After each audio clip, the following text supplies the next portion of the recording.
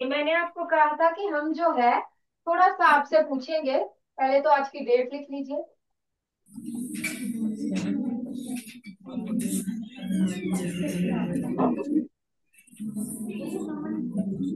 बातें बिल्कुल भी नहीं बेटा, बातें बिल्कुल भी नहीं। रिकॉर्डिंग होगी, तुम्हारी चूं चूं आए तो कैसा लगेगा, है ना। चुप। Very silent.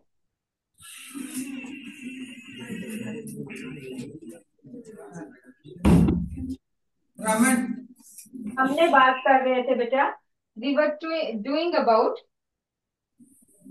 Types of. आपने मुझे बताना है बेटा, टाइप्स ऑफ नेचुरल सिलेक्शन। हमने इसकी डिफरेंट एग्जांपल्स की थी।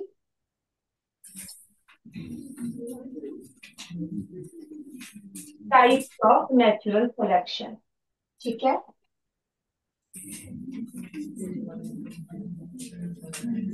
ये एक पॉपुलेशन का ग्राफ है। दिस इज पॉपुलेशन ग्राफ, ठीक है। यहाँ पे है, दैट इज पॉपुलेशन साइज, और ये है करेक्टर जो हम स्टडी कर रहे हैं, ठीक है। अब यहाँ तीन, ये ग्राफ जो है वो तीन तरह से चेंज हो सकता है। आइदर, ध्यान से इधर देखो, इस वाले करेक्टर के आप देख रहे हो, इस वाला करेक्टर में भी इंटरमीडिएट हाइट मैक्सिमम ऑर्गेनिजम्स है। तो आपने क्या देखा,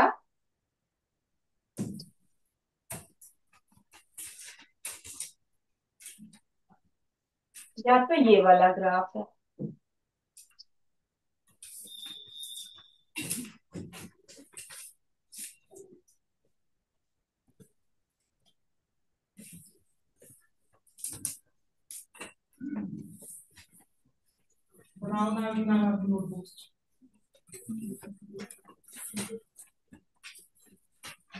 या थोड़ा सा मैं और शिफ्ट कर दूं।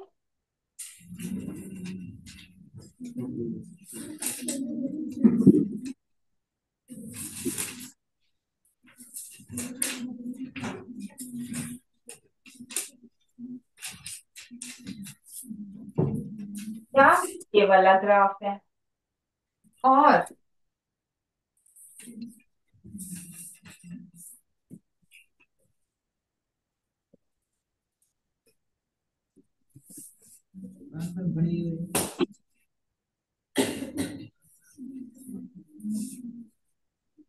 या ये वाला ग्राफ, है ना। इवॉल्विंग पॉपुलेशन में एवोल्यूशन हो रही है, ये ओरिजिनल पॉपुलेशन है।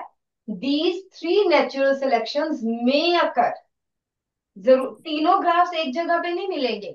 या तो एवोल्यूशन में ये हो रही है, या ये हो रहा है, या ये हो रहा है। Tell me the type of natural selection.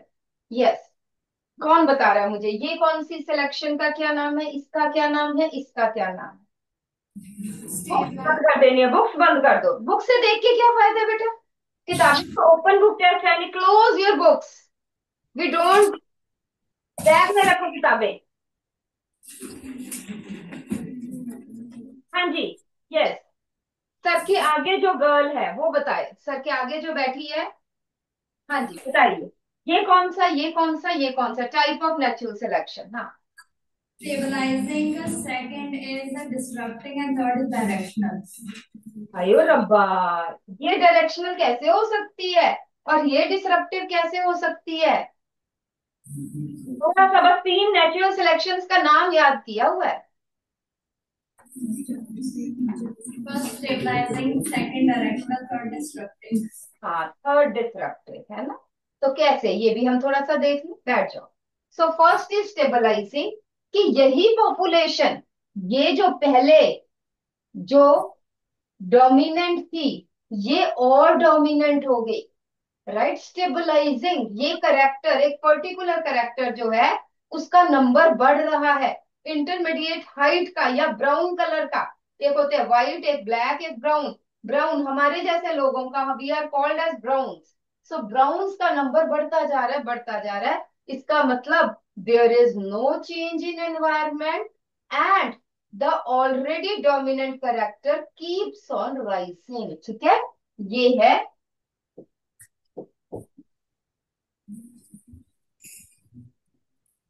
Stabilising selection. कब हो रही है?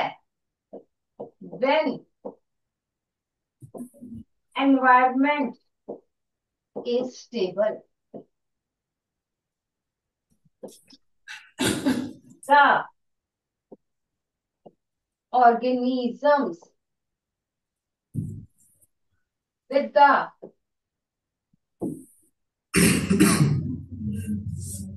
particular character rise in number.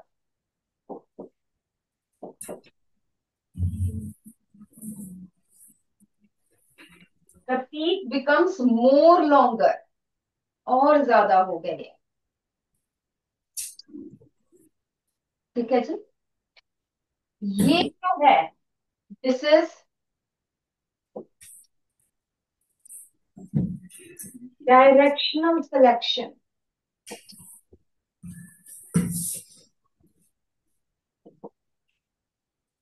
This directional selection, इसमें when environment changes in a particular one way, for example, such as increase in temperature,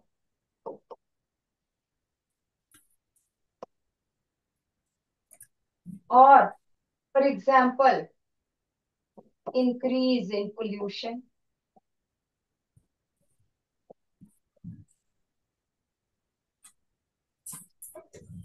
जब pollution बढ़ गया तो क्या हुआ? That is there is increase in the dark coloured moth. और ज्यादा और ज्यादा और ज्यादा डार्क कलर जो है वो बढ़ रहे हैं। लाइट कलर्ड मॉथ कम होते जा रहे हैं, डार्क कलर मॉथ जो है वो बढ़ते जा रहे हैं। So this is directional selection. Example आ जाते हैं सिलेक्शन ऑफ या पेपर्ड मॉथ, है ना, वो आपको पता ही है पेपर्ड मॉथ का क्या है, वो आप एग्जाम्पल इसमें एक्सप्लेन कर सकते हैं। Peppered moth, DDT resistant mosquitoes, DDT resistant mosquitoes.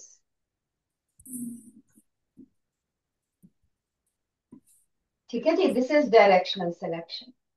Then disruptive selection, due to change in environment, the population breaks in two groups. Due to change in environment, the population breaks in two groups having extremes of characters. Having extremes of characters. This is disruptive. This is disruptive selection. चलो question करिए पहले, फिर मैं Hardy Weinberg भी आपको करवाती हूँ। बस two question, question number third,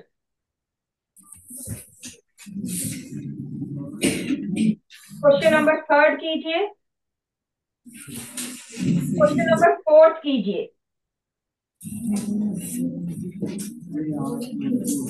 नहीं बातें नहीं बेटा।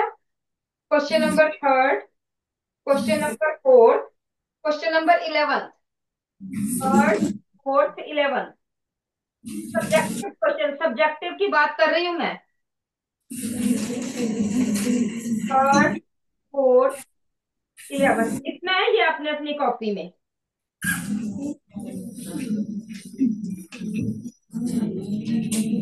चलिए बातें बिल्कुल नहीं, third fourth and 11।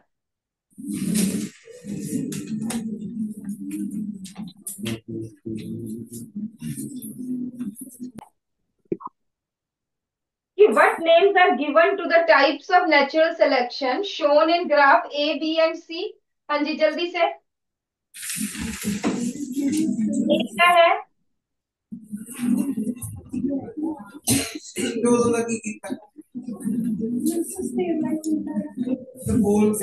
Stabilizing type. It is stabilizing selection. Second कौन सी है? डायरेक्शनल। और थर्ड आ जाती है डिसरप्टिव। बिल्कुल ठीक है। नेक्स्ट क्वेश्चन देखिए। After the selection has operated for in the above population stated at graphical illustrate the possible results। आप क्या कहेंगे बेटा? पॉसिबल रिजल्ट्स क्या आएंगे बेटा? स्टेबलाइजिंग सिलेक्शन में जैसे मैंने लिखवाया लिख लो। स्टेबलाइजिंग सिलेक्शन में पॉसिबल रिजल्ट्स क्या है? there is increase in the number of already existing dominant population। stabilizing selection का क्या है बेटा? there is increase in the number of, ये बेटा ये क्वेश्चन सारे PYQs है। there is increase, stabilizing में क्या है? there is increase in the number of already existing dominant population।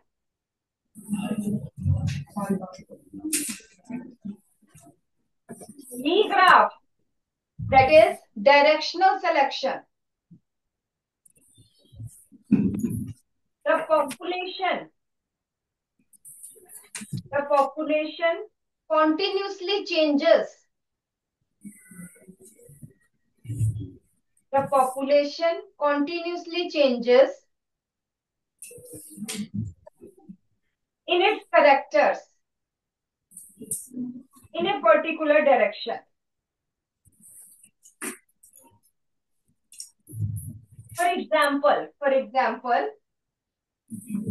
if there is continuous increase in temperature, आप in general कह सकते हैं। For example, if there is continuous increase in temperature, then there is continuous increase in melanin content in a population। Continuous increase in melanin content in the population। और disruptive का मैंने आपको पहले ही लिखवाया है। The population breaks in two groups।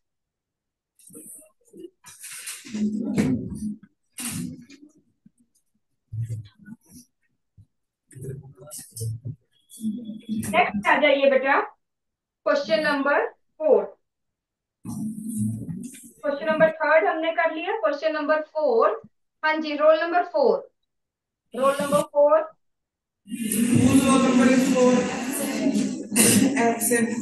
5 आ जाइए। 5 आ जाइए बेटा।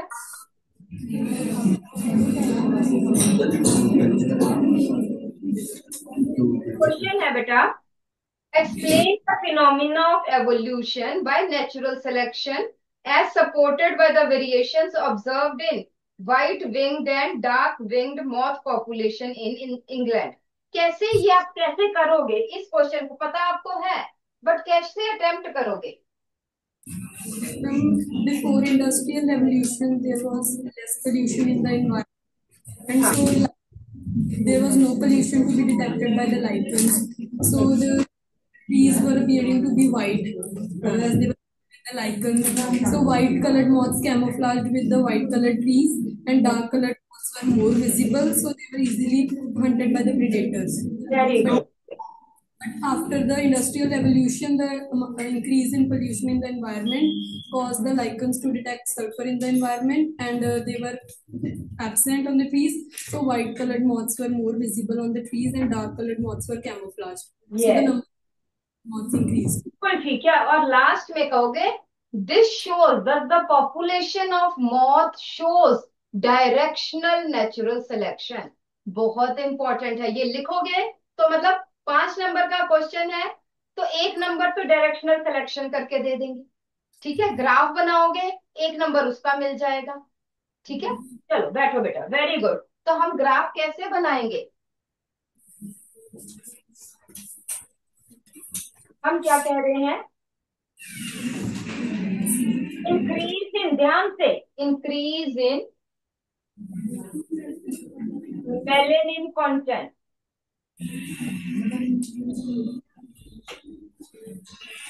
इंक्रीज इन मेलेनिन कंटेंट, ये करेक्टर है। यहां है,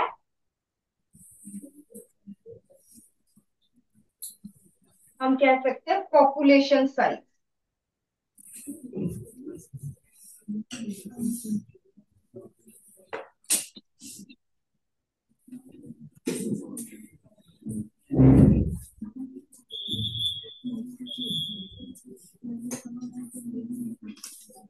और पहला जो है, ये फर्स्ट जो ए ग्राफ है, दिस इज बिफोर इंडस्ट्रियलाइजेशन।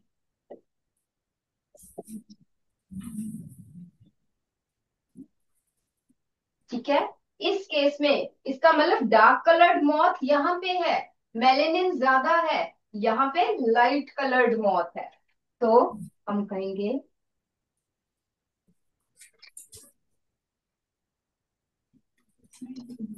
ऐसे।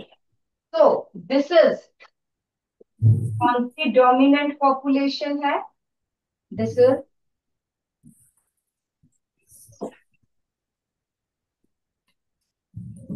लाइट कलर्ड मॉथ, ये डोमिनेंट। उसके बाद जैसे जैसे इंडस्ट्रियलाइजेशन बढ़ती जा रही है,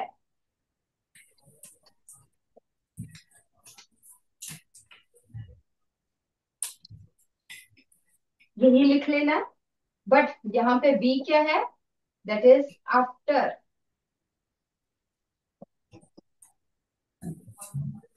इंडस्ट्रियलाइजेशन।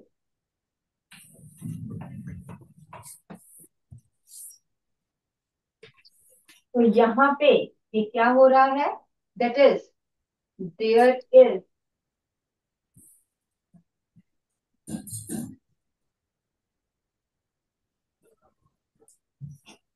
ये किसका ग्राफ आ गया, this is dark coloured,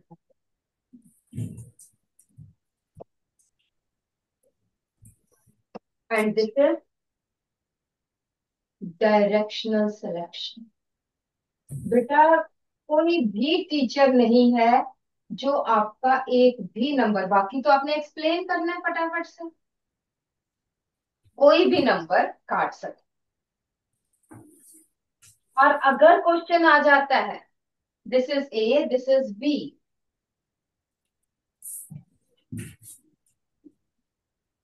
which graph shows the population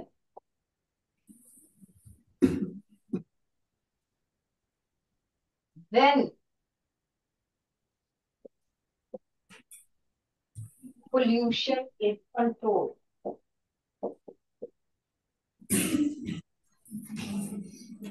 after industrialisation, जल्दी से बता दो कौन सा ग्राफ है। इट इज ए, बिल्कुल ठीक है, एक ने ही बताया है। सो आंसर इज ए, है ना। जब इंडस्ट्रियलाइजेशन कंट्रोल हो जाएगी, मतलब पोल्यूशन कंट्रोल कर लेंगे, तो लाइकन्स फिर आ जाएंगे, और लाइकन्स आ जाएंगे तो फिर लाइट कलर्ड मॉथ जो है वो डोमिनेंट हो जाएंगे। ठीक है जी। नेक्स्ट आ जाता है question number 11 and roll number 13।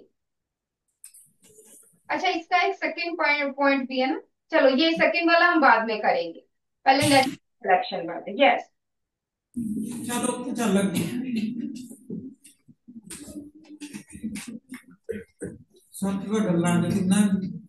हाँ जी बेटा, ये कहा है इन डिफरेंट वेज। आपको हमने 3 टाइप की नेचुरल सिलेक्शन बताई, यस और नो, है ना। हाँ, अब ये ग्राफ देखो और ये बताइए, name the type of natural selection depicted in the above graph.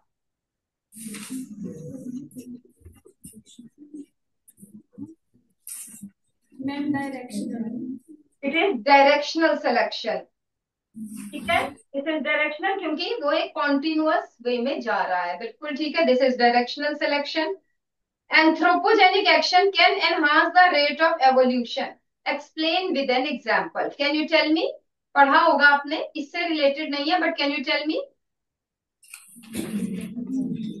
Anthropogenic action का क्या मतलब है बेटा?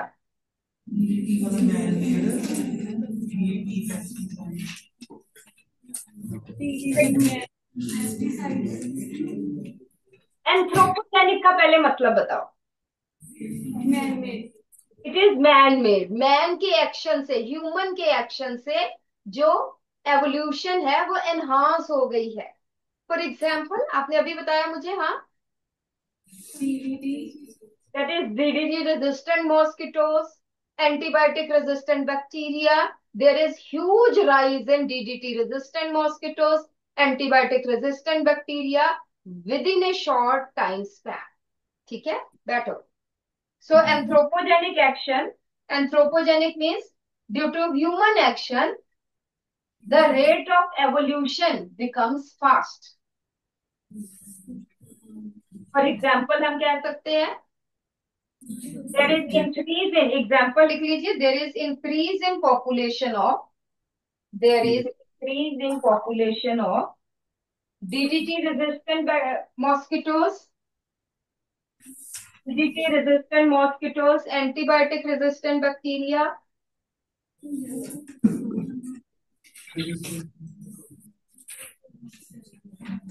antibiotic resistant bacteria, pesticide resistant insects within a short time span.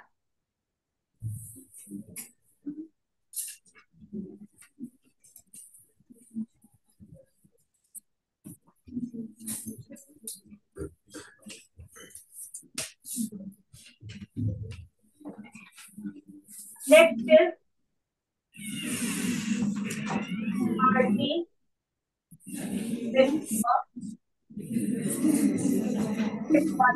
बातें नहीं. Hardy Weinberg principle. So Hardy and Weinberg है बेटा. These are the two scientists. लिख लो. Hardy was a mathematician. Hardy mathematician है and ये physicist है. कोई भी बायोलॉजिस्ट नहीं है. देखो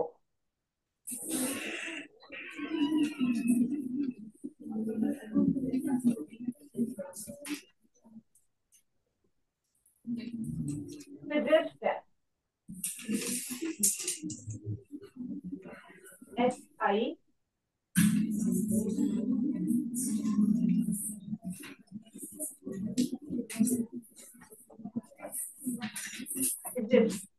तो हार्डी विनबर्ग प्रिंसिपल क्या कहता है कि it states that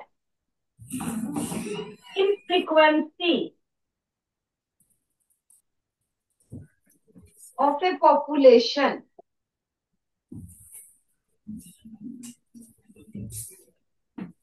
remains constant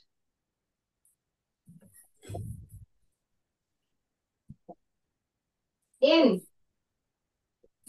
non-evolving population.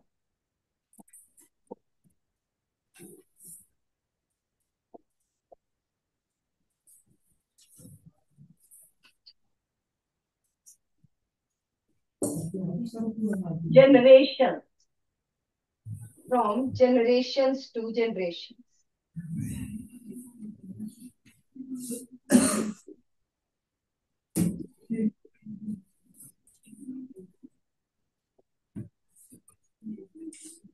Gene frequency एक population की. What is gene frequency? That is number of allele, number of, you can say,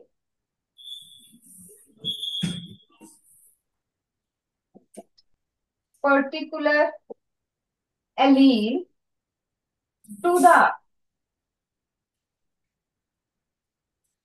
total number of all alleles of a gene population.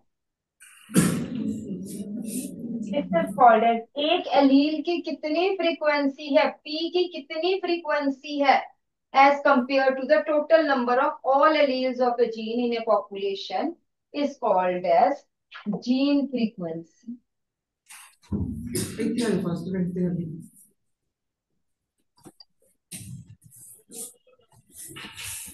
Any distraction, second point लिखिए, any distraction of the gene frequency means evolution. Any distraction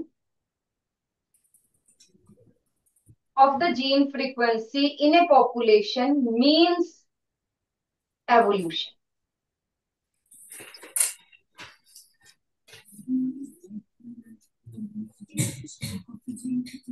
What are the conditions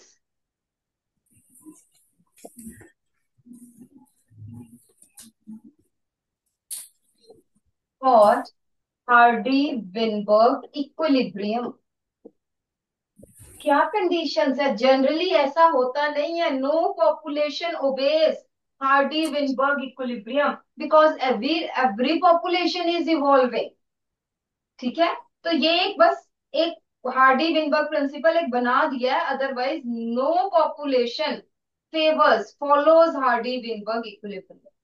तो सबसे पहले है large population,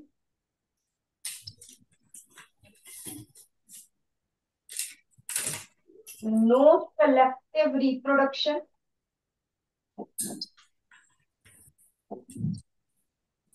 मतलब random होनी चाहिए,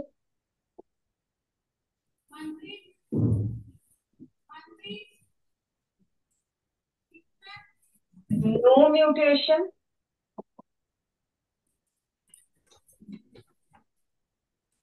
no genetic drift, no gene migration. जो भी वेरिएशंस वाले तरीके हैं वो कुछ भी नहीं होने चाहिए. And no pressure of natural selection.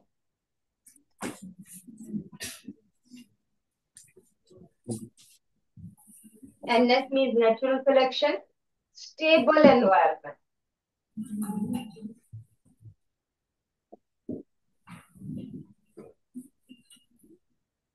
Stable environment.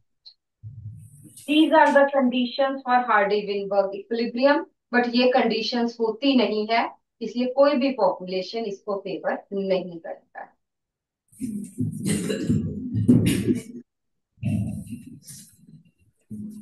Now, there is binomial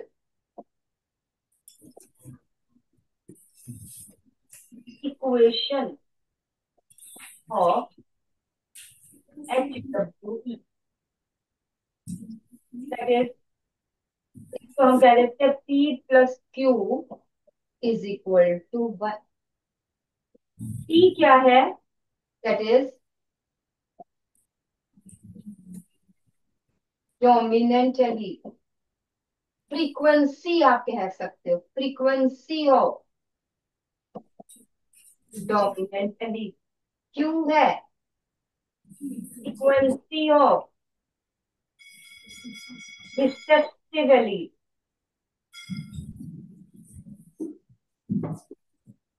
और अब जब हमने इसको स्केयर कर दिया,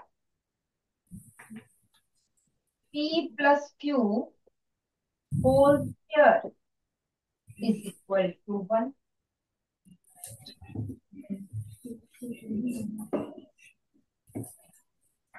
तो क्या आ गया?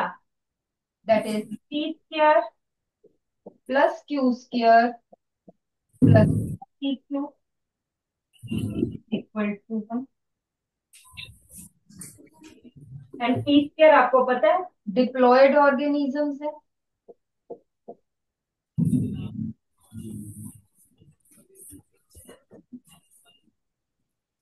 Homozygous dominant, homozygous recessive, heterozygous.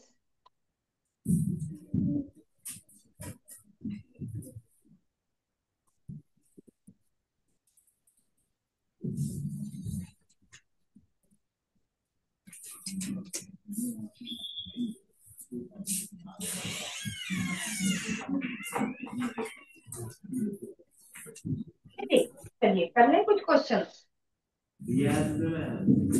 जल्दी से अब देखिए, पहले तो ऑब्जेक्टिव में देखिए क्वेश्चन नंबर 13 to 20, 13 से लेकर 20 तक।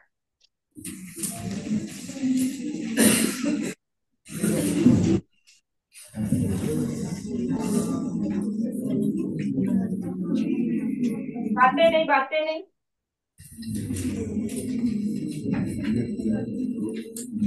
क्वेश्चन नंबर 6 कीजिए, सब्जेक्टिव में कीजिए। Question number 5, question number 6, question 5, question number 6, question number 7, question number 8, question number 9, 5 to 9।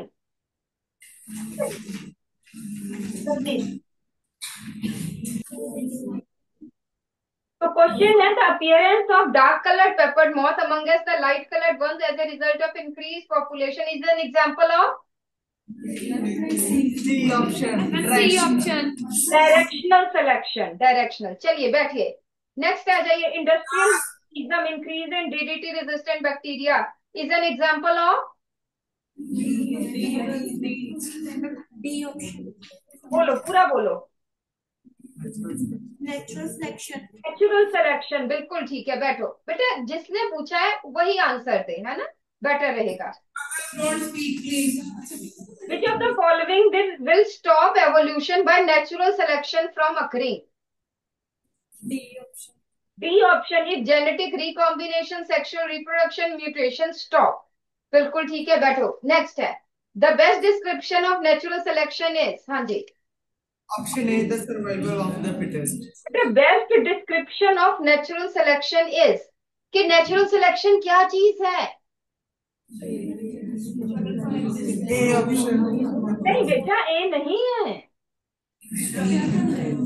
हमने क्या कहा, बी ऑप्शन है डेल्टा, कि भाई जो सक्सेसफुल है, जिसमें वेक्टर वेरिएशंस है, वो क्या हो गया है, उसकी रिप्रोडक्टिव सक्सेस ज्यादा है, तो धीरे धीरे उसकी पॉपुलेशन बढ़ेगी, और जो कमजोर है उसकी पॉपुलेशन धीरे धीरे कम हो जाएगी, क्योंकि उसके बच्चे भी वीक होंगे। तो ऑप्शन डी दिल्ली। गलत करोगे अगर ऐसे ही भागोगे तो। चलिए नेक्स्ट।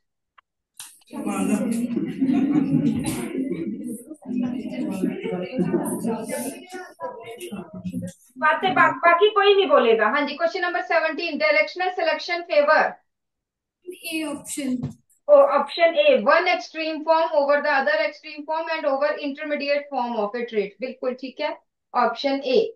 नेक्स्ट आ जाइए बेटा, रोल नंबर 19 and 20। 9 आ जाओ जल्दी से।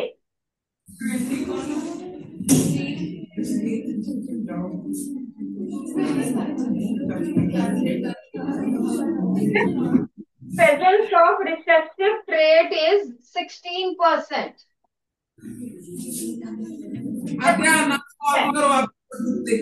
अब मुझे आपने ये बताना है बेटा, frequency of Q is.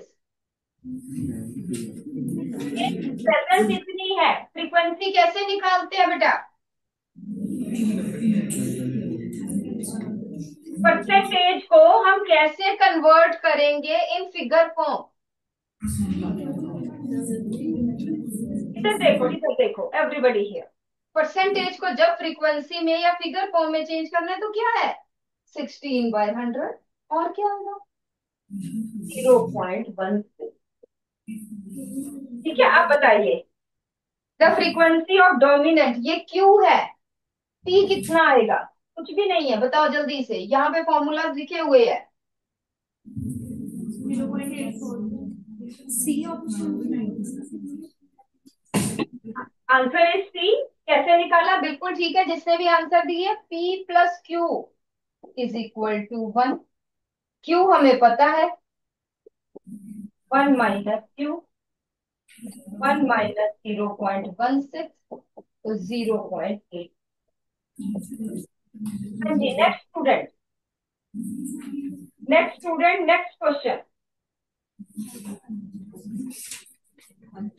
19. The frequency of autosomal lethal trait is 0.4. ये फ्रीक्वेंसी है. फ्रीक्वेंसी ऑफ कैरियर, इसका मतलब लेटर से हम ये कहते हैं, ये है, इधर देखो, इधर देखो. The frequency of carrier, carrier क्या हो जाएगा? 2q. ठीक है. क्या हम, एक मिनट, लीथल ट्रेट की बात की है, लेटर से Q is equal to 0.4. 2pq carrier जो हेट्रोजाइगोट है वो कितना हो जाएगा?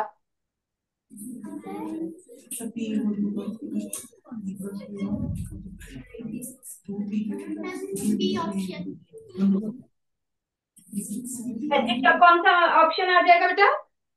कैसे कैसे किया? किया कैसे, ये तो बताना पड़ेगा ना बेटा.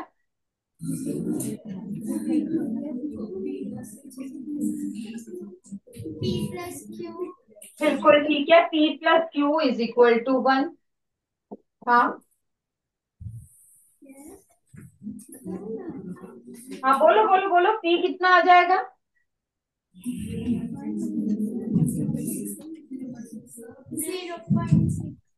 0.6.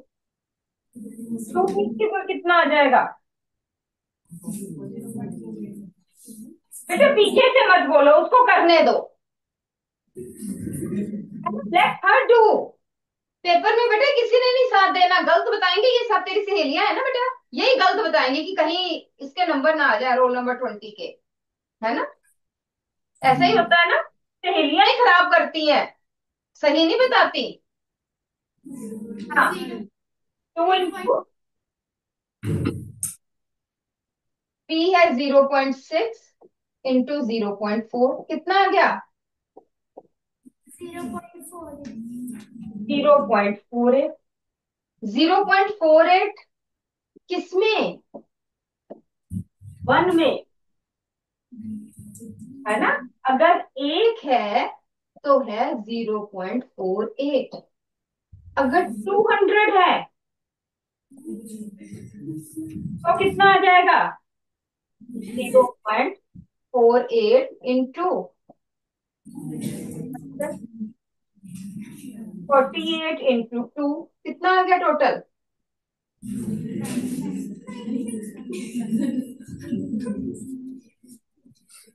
96 आ गया कि नहीं? चलो करो. 96 कैसे आया ये पता होना चाहिए. बैठो. नेक्स्ट वाला क्वेश्चन आपको नहीं आता होगा, किसी को आता है? नेक्स्ट वाला क्वेश्चन मैं बता देती हूँ कि यहाँ पे ये देखिए, यहाँ पे है 22%. इसको करें हम फ्रीक्वेंसी तो 0.22. ये है 62%, इसका मतलब 2pp ही है, तो 0.62. एंड स्मॉल pp रिसेसिव कितना है? 16%, 0.16. और आपको पता है square plus CQ plus square is equal to 1. तो जब हमने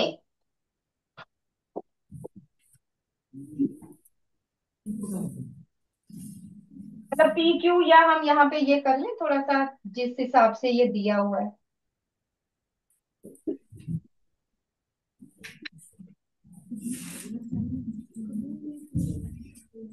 फ्रीक्वेंसी ऑफ स्मॉल p अगर हमने ये निकालना है तो ये आ जाएगा, that is p square plus half of PQ.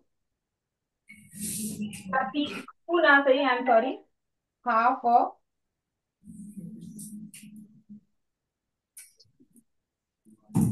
यहाँ पे हाफ ऑफ पीपी।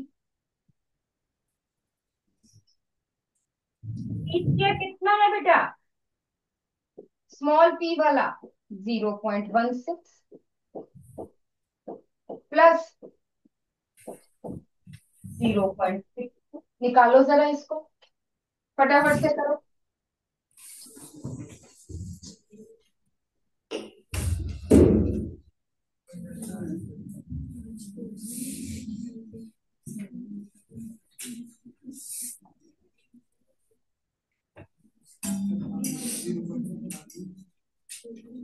कैलकुलेशन ही तो करनी है बेटा, इतना मुश्किल तो नहीं है। 0 बिल्कुल ठीक है, 0.31 इसको ऐड कर लो तो ये आ जाएगा 0.47। इसी तरह से frequency of capital P is equal to P square plus half P Q या half P P. P square है 0.22 और ये आपको पता चल गया 0.31। कितना आ जाएगा? 0.53। तो ऑप्शन कौन सी हो गई? It is A option.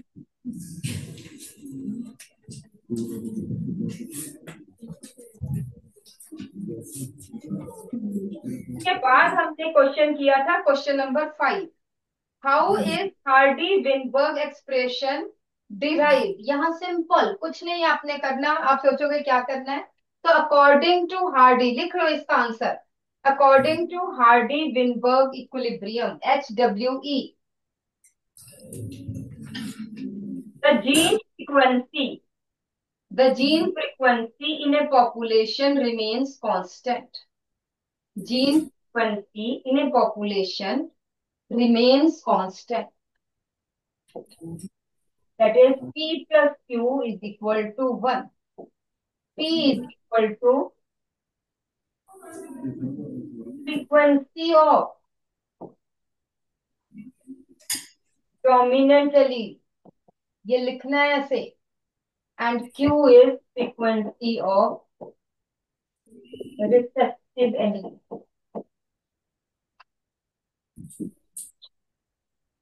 As population has heterozygous individuals, therefore pairing of P plus Q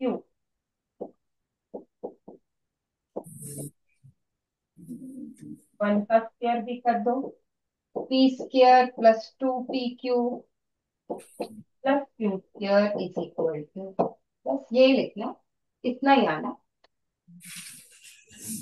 हमने स्क्वायर क्यों किया? ताकि हमारे पास हेट्रोजाइगस इंडिविजुअल्स भी आए।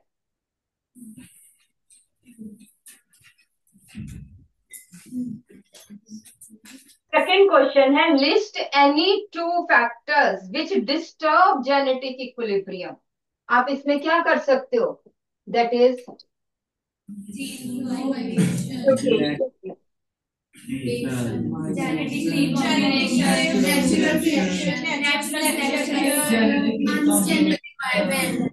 बिल्कुल कुछ भी हो सकता है। नेक्स्ट आ जाता है question number 6। With the help of algebraic equation, ये इससे पहले वाला ही हो गया। क्वेश्चन नंबर 6 देखो, it is another form of question number 5। ठीक है, उसके बाद question number 7। How does the process of natural selection affect Hardy Weinberg equilibrium. तो हम क्या करेंगे? It diverts Hardy Weinberg equilibrium. It diverts या disturbs. Natural selection disturbs Hardy-Weinberg equilibrium. Natural selection, question number 7 की हम बात कर रहे हैं। Natural selection disturbs Hardy-Weinberg equilibrium. This causes change in the gene frequency. This causes change in the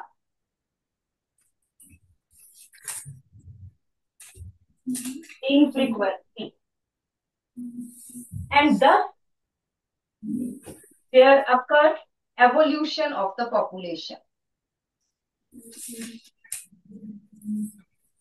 Thus, there occurs evolution of the population.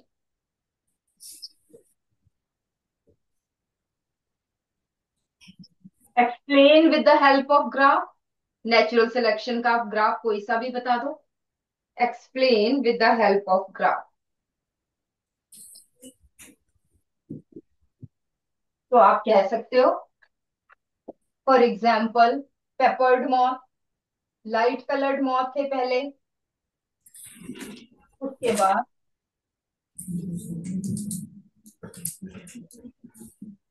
Dark colour moth आ गए. Change in the gene frequency.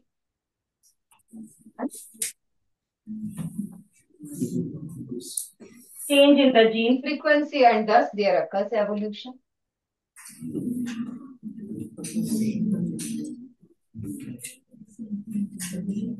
How does Hardy-Weinberg equation explain genetic equilibrium? ये HWE की आपने definition ही बतानी कि what is Hardy-Weinberg equilibrium.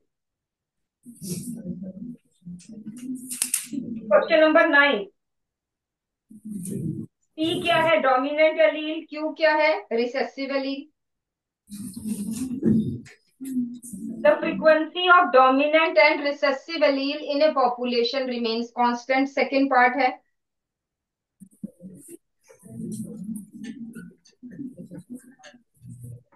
If the value of one in the equation gets deviated, it means the population is evolving. It does not follow Hardy-Weinberg equilibrium. Third part का answer है, it means it does not follow Hardy-Weinberg equilibrium. It is evolving.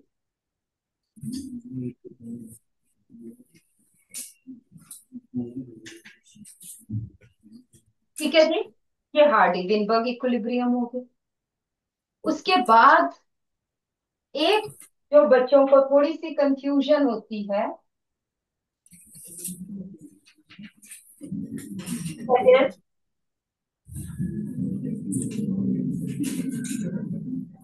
adaptive radiation.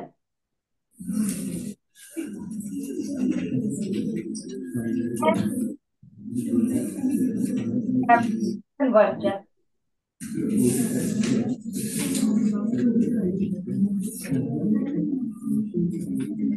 Adaptive radiation, for example, examples देखो. adaptive radiation, एक inspector है,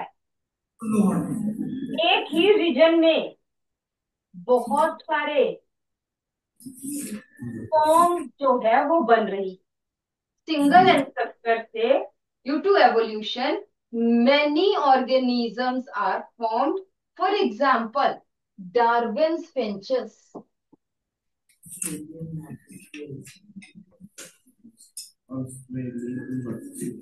Darwin की finches. Finches क्या है? Birds. He studied Darwin. He studied various birds on Galapagos Island.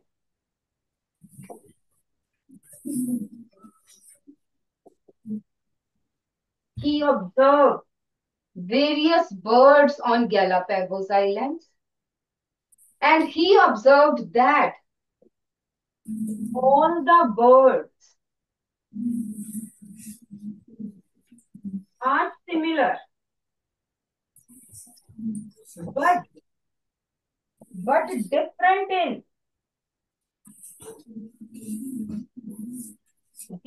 in color.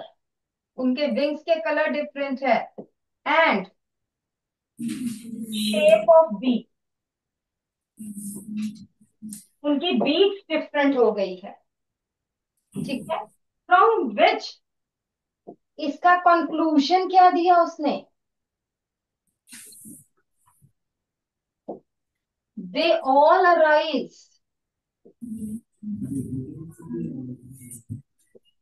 from different ancestors, from same ancestor, I'm sorry, from same ancestor, but shifts to या migrates to adjacent region having different environment.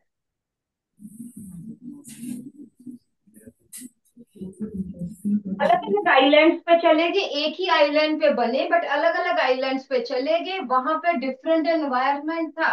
Therefore, to adapt different environment, their color and of beak changed. क्योंकि खाना अलग अलग मिला.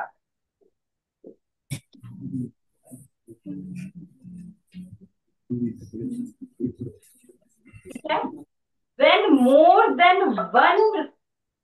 one change या one variation या one mutation arise on same island, it is called as adaptive radiation. लिख लो, पहले ये लिख लो, फिर मैं एक आपको डेफिनेशन भी लिखवा देती हूँ.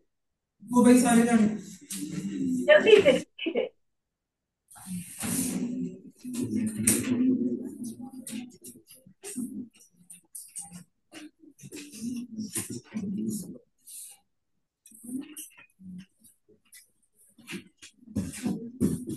यहाँ पे लिख लो, the process of evolution of different species, the process of evolution of different species in a given geographical area.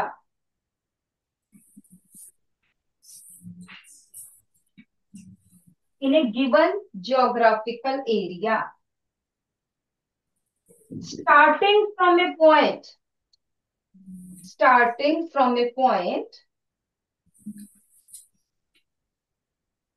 and radiating to different geographical areas,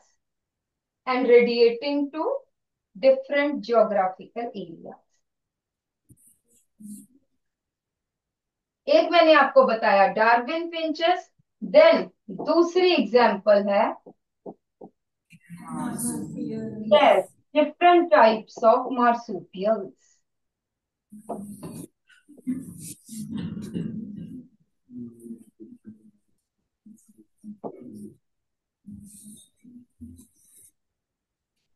और फिर आ जाता है बेटा, इसके ऑपोजिट है एडेप्टिव कन्वर्जेंस.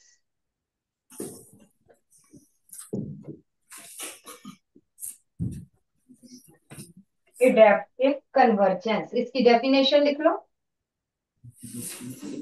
डेवलपमेंट ऑफ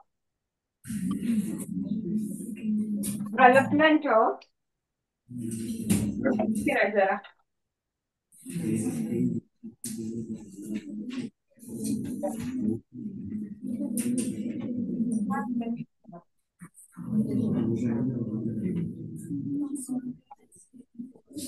हाँ जी बेटा, यहाँ लिखिए व्हेन या development of similar adaptive functional structures, development of similar adaptive functional structures in unrelated group of organisms, in unrelated group of organisms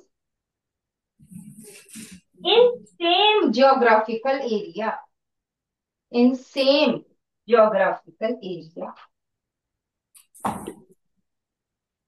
ancestor 1, ancestor 2.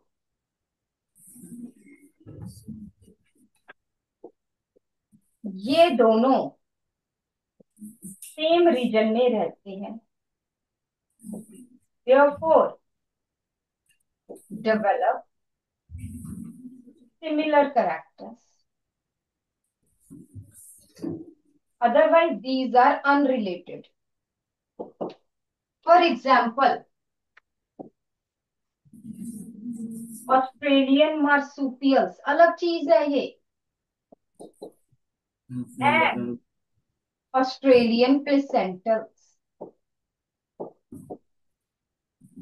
Ratio, दोनों लगते बाहर से सेम है, otherwise they have different ancestors. This is adaptive convergence, है ना। दो अलग अलग एंसेस्टर से बने हैं, इनकी जेनेटिक मेकअप अलग है, बट बाहर से देखने में सेम लगते हैं। ठीक है, दैट इज अडैप्टिव कन्वर्जेंस।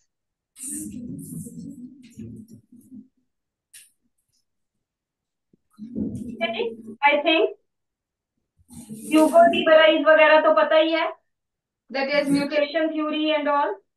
ठीक है sir, I think this is enough in this chapter. Question रह गए हैं, एक बार आप चेक कर लेना। ठीक है जी, इसके बाद करेंगे सर ये बच्चे। फिर इसके बाद डेंगू एंड चिकनगुनिया। एक्चुअली ये दो डिजीजेस हैं मैम सीबीएसई के सिलेबस में। चलो चलो की बात है। और मैम बाकी सिलेबस तो पूरा हो गया, आप देख लो कोई और टॉपिक। क्लास ये बताएंगे, बच्चे बताएं, फिर हम इकोलॉजी वाला कर लें। फिंगरप्रिंटिंग कह रहे हैं मैम। फिंगरप्रिंटिंग के बच्चे मैंने इनको समझाया भी हुआ है, बट दोबारा से करा दूंगी, नो वरीज। ठीक है, वही फिर है बस। कल हम एक नेक्स्ट टाइम आप भी रिवाइज इनको करवाना। डिजीजेस की एक वर्कशीट पूरी भेज दूंगी मैं। ठीक है मैम। तो हम मलेरिया की लाइफ साइकिल करा देंगे, एक हम एड्स की लाइफ साइकिल करा देंगे, करा देंगे।